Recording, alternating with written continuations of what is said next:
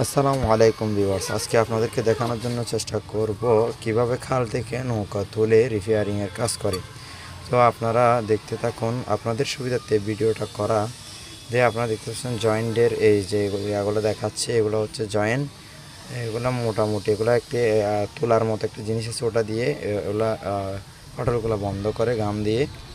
তো দ্বিতীয়ত দেখতেছেন রিপেয়ারিংয়ের কাজ চলছে, যে গাছটি খেয়ে ফেলছে মিস্ত্রি সহ এটি নিচ থেকে দেখে উপরে লাগানোর জন্য চেষ্টা করতেছে। দেখতেছেন আপনারা একটি কাঠ অলরেডি কেটে ফেলছে উনি সমান করে। উনি কাঠটি লাগাবেন।